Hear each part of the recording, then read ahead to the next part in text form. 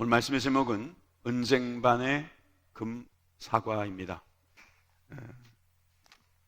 저렇게 만드는 거 쉽지 않습니다. 좀 탄성 한번 좀 질러줬으면 하는 생각이 드는 것은 제 욕심입니다. 은쟁반을 어디서 구하노? 또 금사과는 어디서 구해야 되나? 내가 만들 수는 없고, 그래서 전 세계를 돌아다녔습니다. 물론 인터넷으로. 있더라고요. 근데 여러분, 은쟁반의 금사과라는 말이 딱 보니까 어떻습니까? 뭐 이렇게 굉장히 좋습니까? 뭐 좀 특이하다 이런 생각이지요. 문학적 표현입니다. 문학이라는 거 아시잖아요. 문학. 그리고 예술적 표현이라고 할 수 있죠. 여러분, 우리가 하는 일 중에 가장 귀한 것, 가장 아름다운 것을 어떻게 표현하면 좋겠어요? 성경은 이렇게 표현한 것입니다. 아로새긴 은쟁반의 금사과.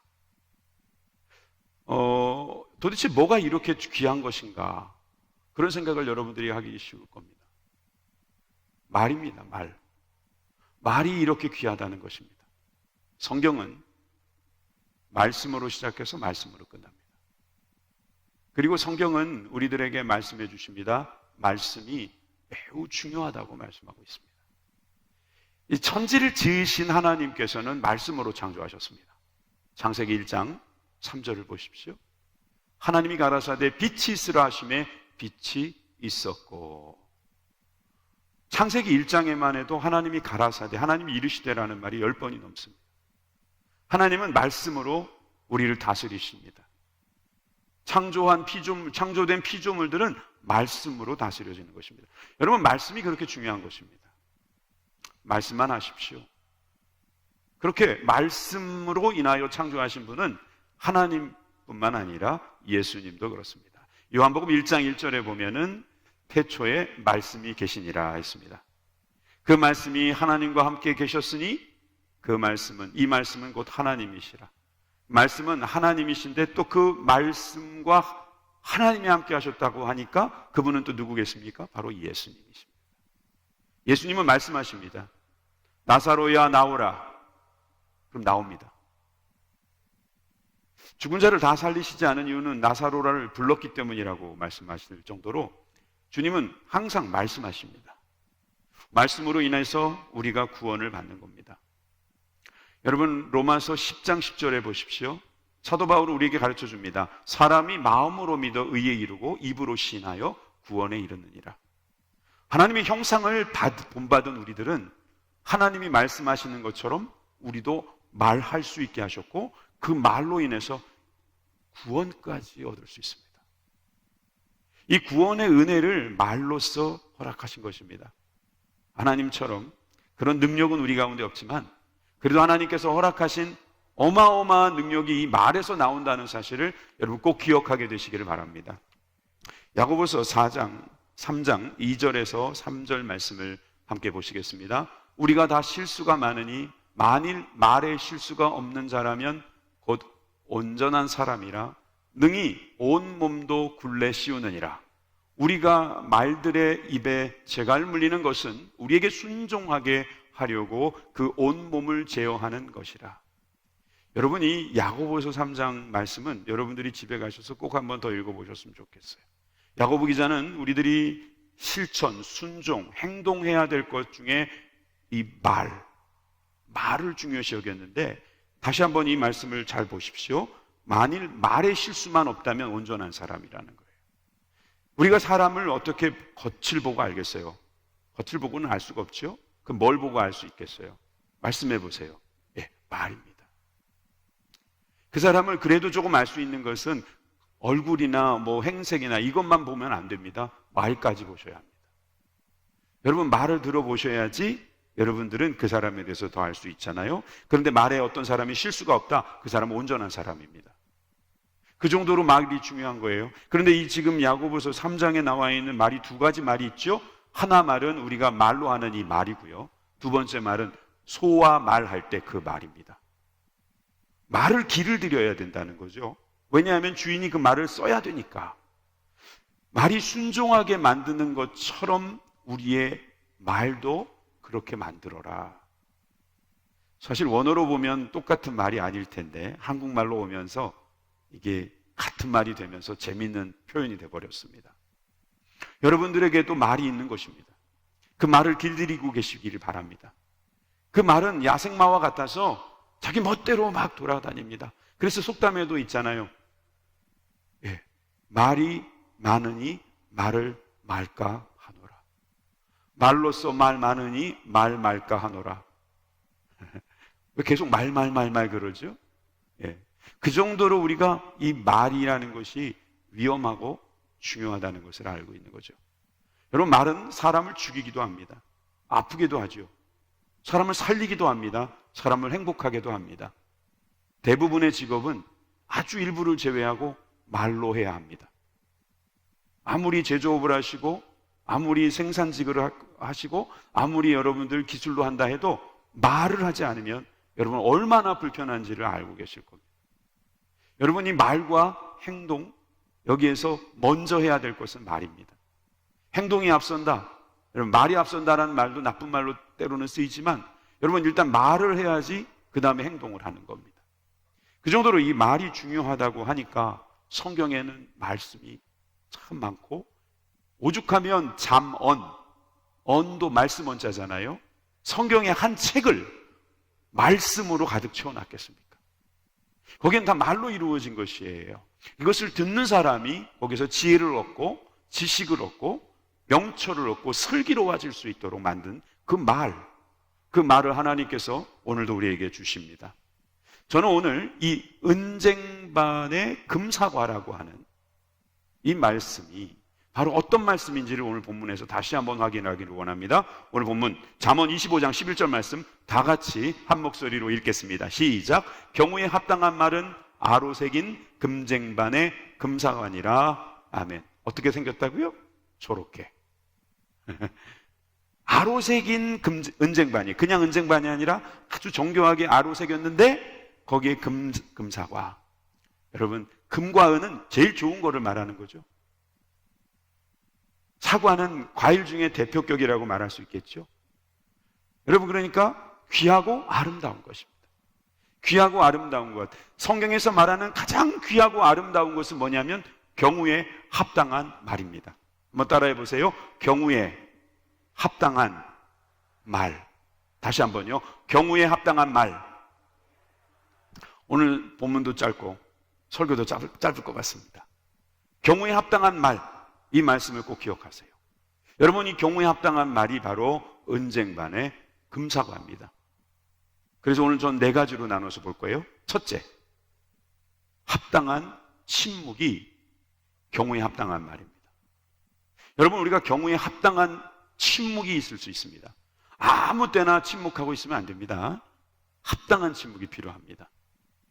침묵이 좋다고 해서 많은 속담들이 나오지만 외국 속담으로 보면 침묵이 금이다, 이런 말도 있잖아요. 그러니까 침묵이라는 것이 우리들에게 주는 메시지가 있다는 것입니다. 여러분, 우리가 말을 할 수 있는데 이것을 안 한다는 것에는 뭔가 있는 거잖아요. 먹을 수 있는데 안 먹으면 금식이라고 해서 그것도 의미가 있는 거잖아요. 그것처럼 우리가 말을 할 수 있는데 말을 하지 않는다는 것은 아주 중요한 의미가 있습니다. 그래서 저는 첫 번째로 합당한 침묵이 경우에 합당한 말이라고 여러분들에게 말씀드리는 것입니다. 잠언의 말씀을 또 보겠습니다. 그 전에 베드로전서 3장 10절에서 11절 말씀 먼저 볼까요? 그러므로 생명을 사랑하고 좋은 날 보기를 원하는 자는 혀를 금하여 악한 말을 그치며 그 입술로 괴유를 말하지 말고 악에서 떠나 선을 행하고 화평을 구하며 이를 쫓으라. 사도 바울도 말 이야기, 또 아까 야고보도 말 이야기, 지금 베드로도 말 이야기, 잠언은 솔로몬이잖아요. 솔로몬도 말 이야기. 대부분이 말에 대해서 언급을 다 하고 지나가고 있죠. 근데 여기도 보니까 혀를 금하여 악한 말을 그쳐라. 여러분, 우리가 입을 막는 것이 얼마나 중요한지 잠언의 기자는 또 강조합니다. 잠언 10장 19절 같이 읽습니다. 시작. 말이 많으면 허물을 면키 어려우나 그 입술을 제어하는 자는 지혜가 있느니라. 여러분, 조금만 더 보세요. 가만히 보세요. 여러분, 제가 읽어드리니까 여러분 그냥 안 보시는 분들이 있는데 잘 보세요. 말이 많으면 허물을 명키 어렵답니다. 저처럼 말 많이 하는 사람 허물이 많을 가능성이 많습니다. 그 입술을 제어하는 자는 지혜가 있느니라.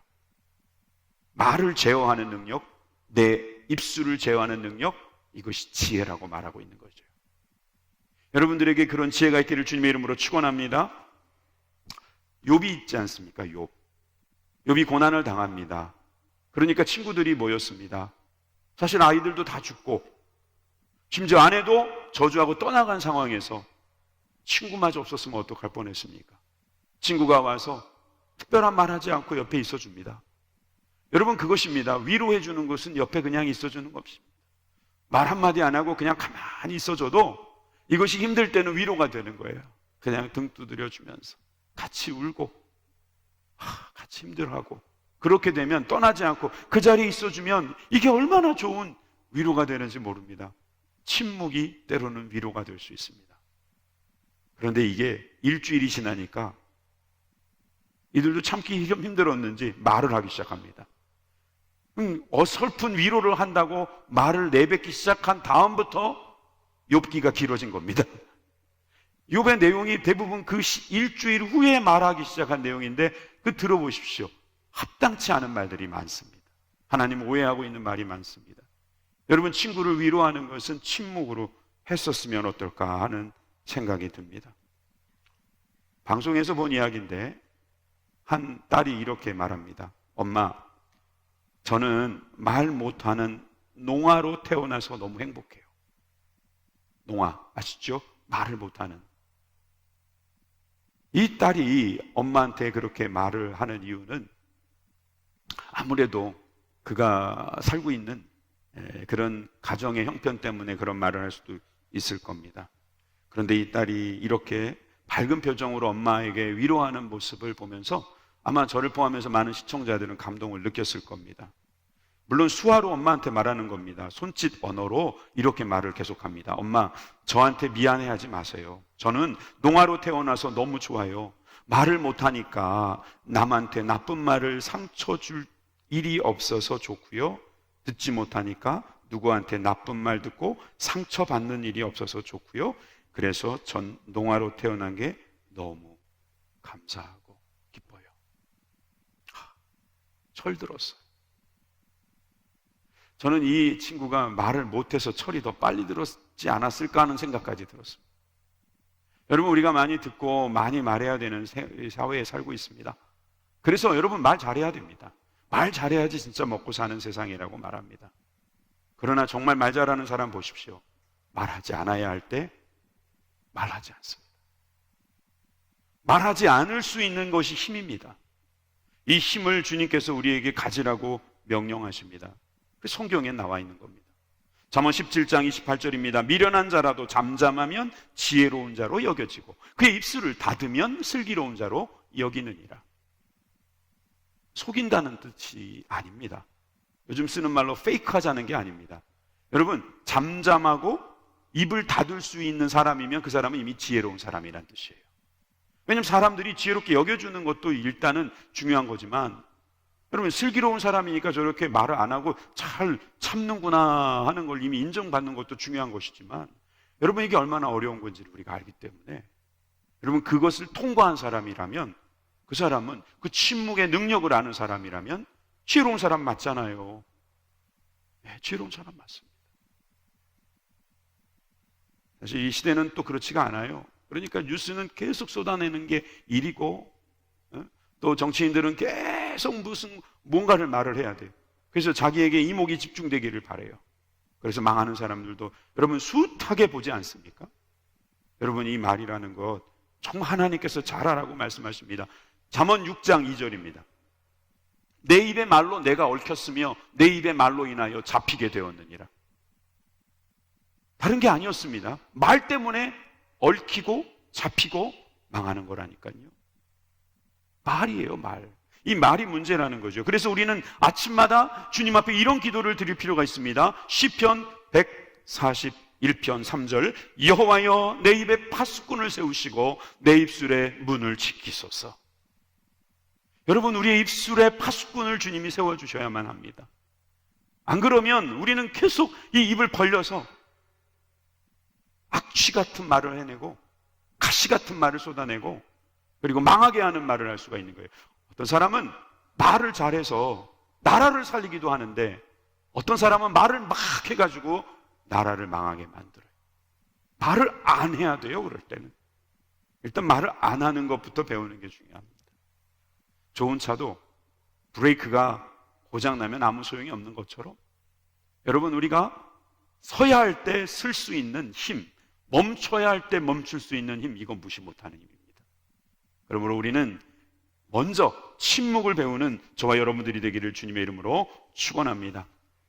여러분, 그렇다고 해서 또 말 안 하고 살 수는 없잖아요. 그죠? 말 안 한 사람이 천국에 가면 가장 상이 많을 것 같죠? 예, 그럴 것 같아요. 그런데 그렇다고 우리가 또 말 안 하겠다는 사람은 한 명도 없을 겁니다. 그래서 두 번째로 우리가 경우에 합당한 말은 무엇일까? 바로 지혜로운 말입니다. 지혜로운 말. 우리가 어떻게 하면 지혜로운 말을 할 수 있을까요? 예, 우리가 이 경우에 합당한 말 그대로 어떤 상황과 경우에서 딱 들어맞는 말을 한다는 것은 정말 지혜로운 말이잖아요. 이 지혜롭지 못한 우리들이 어떻게 지혜롭게 말할 수 있을까요? 그래서 우리는 성경을 봐야 합니다. 또 성령을 받아야 합니다. 성결한 삶을 살아야 합니다. 여러분, 이렇게 되면 우리가 정말 우리의 입술을 지혜롭게 쓸 줄 믿습니다. 지혜로운 말, 경우에 합당한 말 어떻게 해야 될까? 예수님을 보면 알 수 있습니다. 예수님은 지혜로운 말씀을 하시는 분입니다. 하루는 한 여인이 잡혀왔습니다. 사람들에게 잡혀왔는데 사람들 손에 글쎄 엄청난 크기의 돌덩어리들이 다 들려 있는 겁니다. 예수님에게 물어봅니다. 이 사람이 가늠하다 현장에 잡혔습니다. 율법대로라면 죽이라고 했는데 어떻게 할까요? 이제 예수님 한마디에 달려 있는 겁니다. 예수님께서 거기서 계속 침묵하고 계실 수도 있는 거지만 그들이 어떤 사인으로 받는 그 순간 돌을 던질 수도 있고 내려놓을 수도 있는 상황입니다. 예수님이 뭐라고 말씀하십니까?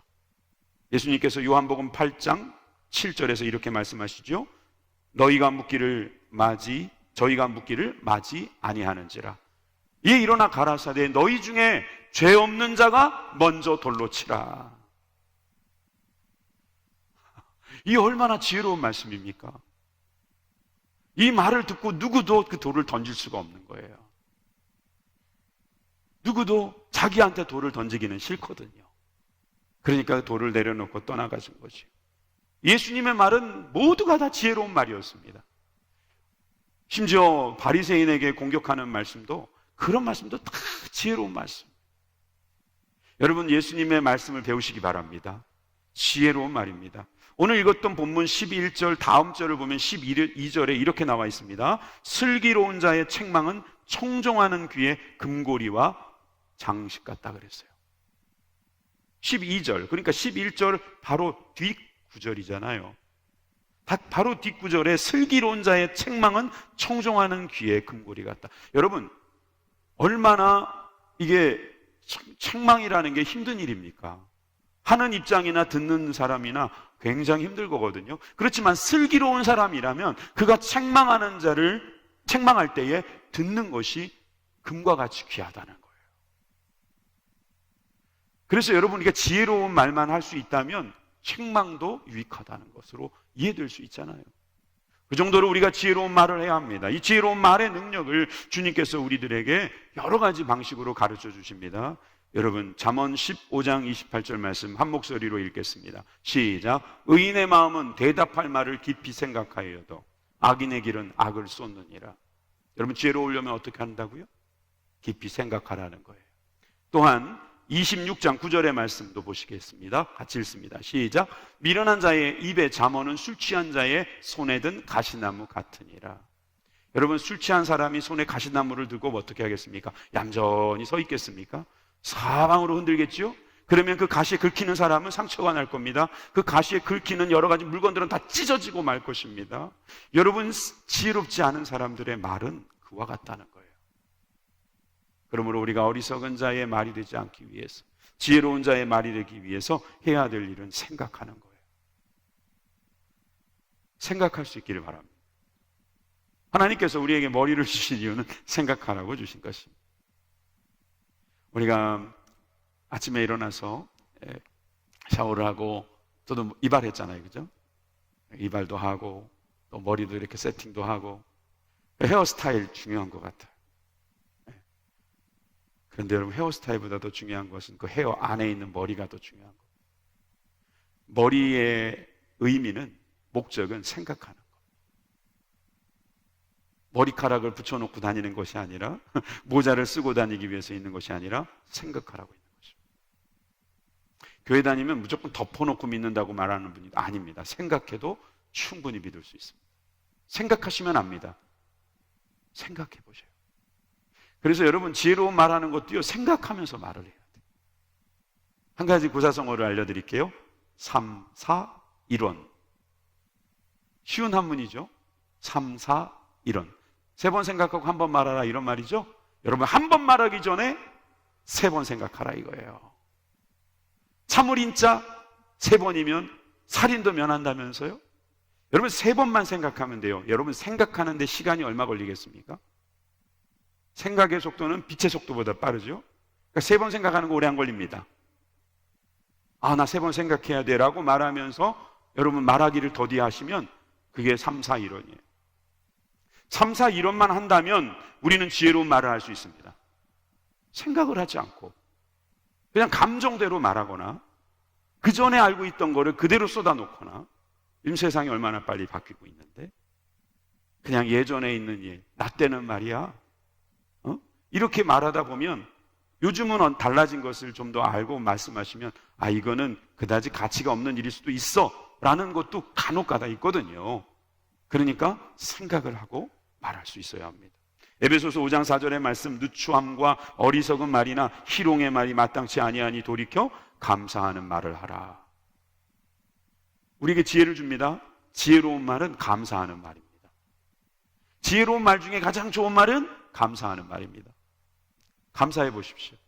여러분, 감사하면 사람들은 감동을 받습니다. 사실 감사하게 된 이유는 먼저 감동을 준 사람인데, 감사하면 더 감동이 커집니다. 여러분들이 감사하는 이유는 뭐라고 생각하십니까? 많이 받았기 때문이라고 생각하세요? 그럼 많이 가진 사람들이 감사하고 다녀야 되는데, 요즘 부자들이 감사하는 거 보셨습니까? 그래서 감사는 소유가 아닙니다. 생각입니다. 그래서 땡큐가 think에서 나왔다는 말도 있지 않습니까? 여러분, 그래서 우리가 감사하는 마음, 이 감사의 언어를 많이 쓰다 보면 우리의 언어가 지혜롭게 바뀔 수 있어요. 감사한다는 것은 다른 말로 칭찬도 될 수 있어요. 여러분, 칭찬하는 말, 격려하는 말, 이게 기가 막힌 능력이 있다는 사실을 여러분들이 좀 깨달았으면 좋겠습니다. 배려라는 책이 있습니다. 한상복 씨가 지은 책인데 여기에 이런 말이 있어요. 나를 넘어서는 도약대, 그래서 세상과 조화를 이루는 연결고리가 배려다. 배려. 그러면서 이런 말을 또 했습니다. 세상을 이끌어온 원동력은 힘이 아니라 배려다. 인류는 살아남으려고 무리를 지었고 사회라는 것을 만들었다. 그렇다면 사람 간의 관계를 이어주는 고리는 무엇인가? 그것은 바로 배려다. 서로 주고받는 것이다. 여러분, 주고받았으면, 배려를 서로 주고받았다면 감사할 수 있어야 합니다. 오늘 이 자리에 안 계신 분 중에는 배려하시면서 오브로 가신 분이 계십니다. 여기 오신 분들 중에 늦어서 다른 데로 가신 분들도 있지만 배려하신다고 처음부터 밑으로 내려가신 분도 몇 명은 있을 겁니다. 배려하는 거, 감사할 수 있는 사람이 더 늘어나는 일이죠. 그리고 우리가 감사할 수 있게 되는 겁니다. 그러면서 우리가 이렇게 감사하는 말을 계속하다 보면 여러분, 지혜로워집니다. 여러분들이 지혜롭다는 말을 듣게 될 겁니다. 그래서 주님이 여러분들을 사용하실 거예요. 세 번째로 경우에 합당한 말은 우리가 사랑을 담고 내뱉는 말입니다. 사랑을 담은 말. 여러분, 사람이 사랑을 담고 있으면 말이 바뀌잖아요. 여러분, 사랑을 갖고 있지 않으면요, 그 말에서 나타납니다. 사랑하는 사람에게 말할 때는 벌써 톤이 달라집니다. 솔톤으로 바뀌는 거예요. 그런데 사랑하지 않으면 이게 내리깝니다. 그래가지고요. 네. 저처럼 원래 톤이 낮은 사람은 그러리라고 좀 이해해 주십시오. 그렇지만 여러분, 사랑하는 사람 앞에서는 목소리가 바뀌어요. 여러분, 우리의 말투라는 게 있잖아요. 말투. 오죽하면 말투라는 게 있겠어요. 여러분, 우리나라 말에는 또 좋은 말이 있습니다. 존대어라는 말이 있죠. 존대어. 참 좋은 말입니다. 외국 사람들은 존대어가 없을까요? 있을까요? 사실 있습니다. 영어도 존대어가 있어요. 그래서 예의 바르게 말할 수 있는 말은 사실 있거든요. 초등학교 교실에서 시험을 보고 있는데 그 시험 문제에 이런 문제가 나왔습니다. 여러분들 초등학생이 돼서 이 문제를 한번 풀어볼까요? 높임말을 해야 하는 이유가 무엇인지 고르시오. 1. 선생님께 사랑을 받기 위해. 2. 부모님께 칭찬을 받기 위해. 3. 친구들과 사이가 좋아지기 때문에. 4. 높임 표현 사용은 법으로 정해져 있기 때문에. 5. 내가 높임 표현을 사용하면 나 자신도 높아지기 때문에. 정답은 몇 번일까요? 1번도 있네요. 몇 번이요? 예, 그렇습니다. 5번입니다. 5번이에요. 이해되시죠? 그죠?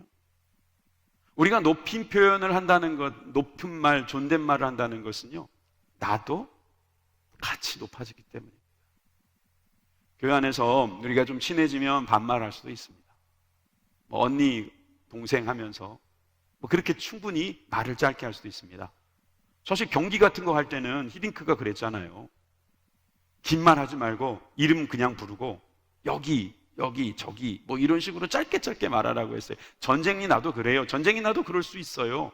여러분, 얼마든지 우리가 말을 짧게 해지는 상황이 있습니다. 여러분, 친해져가지고 부부끼리 말 트고 친해질 수도 있어요. 옛날 양반들처럼 그냥 존댓말을 부부끼리 하라는 그런 뜻이 아닙니다. 여러분, 우리가 좋은 말을 자주 쓰자는 거예요. 성도님들에게 적어도 교회 안에서 우리 여기 전쟁터 아니잖아요. 여기 무슨 시합하는 것도 아니잖아요. 그러니까 충분히 말을 존중하면서 해주라는 거예요. 그렇게 하게 되면 여러분들이 그 마음의 사랑이 담겨져 증거될 수 있을 것입니다. 전도서 13장, 자주 제가 언급하는 거죠. 사랑장이잖아요. 여기에도 보십시오. 4절에서 5절에 보면 사랑은 무례히 행치 아니한다고 말하고 있습니다. 사랑은 오래 참고 온유하고 투기하는 자도 아니고 자랑도 안 하고 교만도 안 하지만 무례히 행치 않는 거예요. 나는 사랑한다고 이런 말을 하는 거야. 여러분, 그래도 무례히 행하면 안 돼요. 예의를 갖추면서 말해도 충분히 사랑할 수 있습니다. 여러분, 예의를 갖춘다는 것은 그 사람을 존중하는 것뿐만 아니라 자기도 존중받는 길이라는 거죠. 여러분, 우리가 존중받아야 전도도 하는 거 아니겠습니까? 우리가 존중받지 못하는데 누구에게 우리가 가지고 있는 진리를 전할 수 있겠어요? 그러니까 우리가 항상 사람들에게 사랑 담긴 말, 예의 있는 말, 이것부터 시작해야 될 줄 압니다. 잠언 15장 1절 말씀에도 이렇게 말씀하고 있습니다. 유순한 대답은 분노를 쉬게 하여도 과격한 말은 노를 격동하느니라. 여러분, 말을 곱게 해야 됩니다. 유순하게. 과격한 말, 그건 여러분 하지 않는 게 좋아요. 그런 말은 아예 모양이라도 버리시고요. 여러분들이 구원받는 순간 다 사라졌음을 믿으시기 바랍니다. 12장 18절도 같이 읽어볼까요? 시작. 혹은 칼로 찌름같이 함부로 말하거니와 지혜로운 자의 혀는 양약 같으니라. 여러분, 우리가 사랑을 하는 사람은 이 지혜로운 사람이거든요. 이 지혜를 갖고 있는 말은요, 약이 될 수 있다고 그랬어요. 마크 트웨이는 자기가 칭찬을 한번 들으면 몇 달을 살 수 있다고 그랬어요. 여러분, 우리가 사랑받는 말, 사랑하는 말, 이것이 우리를 살리는 말입니다. 칼로 찌름같이 함부로 말하는 거 없어야 합니다. 실제로 칼에 죽은 사람보다 혀에 죽은 사람이 훨씬 많습니다. 그렇죠? 여러분, 그렇기 때문에 여러분, 우리가 이 성경을 들을 때, 배울 때, 제가 복음적 설교를 하기를 많이 원하는데 이 말이야말로 복음적 설교입니다. 우리가 말씀으로 구원을 받았잖아요. 그리고 이 말씀을 증거해야 되잖아요. 이 말씀을 무엇에 담아야 합니까? 우리 언어에 담아야 되잖아요. 그러려면 사랑이 있어야 되는 거예요. 이 사랑을 담으시기를 바랍니다. 예수님께서 한 여인의 도발적인 행동에 당황하셨을 것 같습니다. 한 여인이 혈루병을 앓고 있었는데 예수님께 가서 능력을 훔쳐서라도 치료받아야 되겠다는 각오로 접근합니다. 사람들을 다 해치고 지나갑니다. 이 말은 무슨 뜻이냐면 사람들을 만졌다는 것이고, 부정한 여인이 사람을 만졌다는 것은 그 사람도 부정하게 만들었다는 뜻이기 때문에 현장에서 발견되면 그 여자는 그 자리에서 죽어도 할 말이 없는 상황입니다. 그런데 사람들을 헤집고 예수님께 가서 예수님 허락도 안 했는데 그 능력을 훔쳐옵니다. 당황했을 겁니다. 예수님이 알아보는 순간. 예수님이 알아보셨잖아요, 바로. 이 여인은 이제 죽었구나 하고 있을 겁니다. 병도 치료 못 해보고 죽는구나. 여기서 끝이구나. 그런데 여러분 놀라지 마세요. 성경에서 가장 아름다운 말이 나오기 시작합니다. 가장 따뜻한 표현이 나옵니다. 자, 누가복음 8장 48절을 여러분들이 직접 읽으십시오. 시작. 예수께서 이르시되 딸아 내 믿음이 너를 구원하였으니 평안히 가라 하시더라. 사람들은 알면 죽일 수도 있는 일이고 예수님도 얼마든지 짜증 부리고 화를 낼 수도 있지만 딸아, 그 여인이 12년 동안 이 병을 앓으면서 처음 들어보는 다정한 소리가 아닐까요? 딸아, 평안히 가라. 너가 치료를 받았다. 너의 믿음이 구원을 얻게 했다. 여러분이 이렇게 다정하게 불러주는 소리가 들리십니까? 여러분들에게도 예수님께서는 사랑의 말로써 항상 말씀해 주십니다. 이 말씀을 우리가 들을 수 있다면 그것은 경우에 합당한 말을 여러분들이 들으신 겁니다. 제가 지금 이런 말을 여러분들에게 또 드리고 싶어요. 여기 남편들이 많이 계시는데요. 여러분 집안에 여성, 이제 아내가 계시면 그분이 여자잖아요. 그죠? 아내는 대부분 여자입니다. 여자여야 합니다. 그런데 이 여인은 한 남자의 귀한 딸이었다는 걸 아십니까? 우리 남자들이요, 저를 포함해서 여러분 집에 있는 그 딸은 한 집안의 아주 귀한 딸이었습니다. 근데 그 딸이 여러분들하고 살고 있습니다. 그래서 여러분들이 그 딸에게 잘해주잖아요. 그러면 그 아버지가 좋아합니다. 얼마나 고마워하겠습니까? 내 딸을 이렇게 사랑해 주니 고맙다 하시지 않겠습니까? 여러분, 우리가 그냥 여자로 보면 안 됩니다. 딸이라고 보셔야 합니다. 딸아 안심해라. 여러분, 이 말씀을 우리가 듣고 그 말씀으로 우리가 은혜를 받으면 우리가 사는 거고요. 아유, 우리 집에는 여우 같은, 이런 식으로 나오면 안 되는 거예요. 우리 남편에게 이렇게 말을 했기 때문에 제가 또 아내들에게도 한 말씀 드리고 가겠습니다. 여러분, 이 말씀을 여러분들이 듣고 도움이 됐으면 좋겠어요. 남편의 기를 살리는 말. 남편들 기 좀 살려주세요. 남편들 기를 살리는 말 몇 가지만 소개할게요. 이렇게 말하면 남편의 기가 살아난다는 거예요. 이 아이가 당신을 닮아서 똑똑한가 봐요. 내가 시집 하나는 잘 왔지. 여자식으로 말해볼까요? 당신이라면 할 수 있어요. 역시 당신밖에 없어요. 당신 곁에 사랑하는 가족들이 있다는 거 아시지요? 나는 당신 없이는 하루도 못 살아요.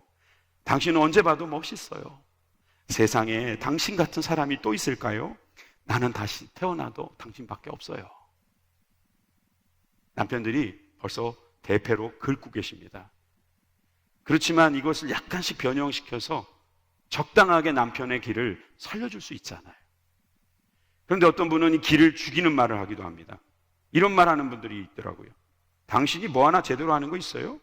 그럴 줄 알았어요. 당신 집 식구들은 왜 그 모양이에요?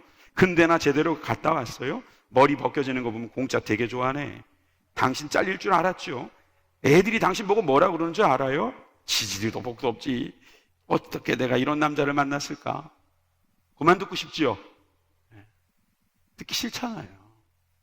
더 많아요, 더. 여러분, 우리가 남편 기를 살려줄 수도 있어요. 뭘로? 말로.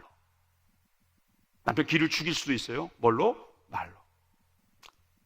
예수님께서 우리를 다 따라하고 부르시는 것처럼 사랑의 말로 부르신다는 것을 여러분 꼭 기억하시기 바랍니다. 잠언 17장 9절 말씀 함께 읽습니다. 시작.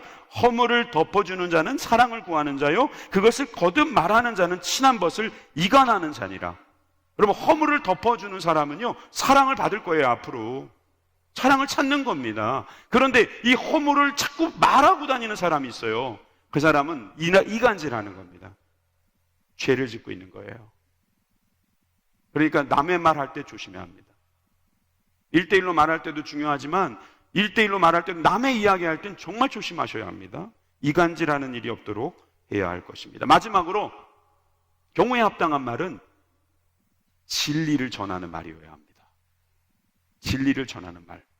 사도행전 16장 31절에 주 예수를 믿으라, 그리하면 너와 내 집이 구원을 얻으리라. 사도 바울이 했던 말이지만 여러분, 이 말이야말로 진리를 전하는 말 아닙니까? 주 예수를 믿으라. 한번 따라해 보시겠습니다. 주 예수를 믿으라.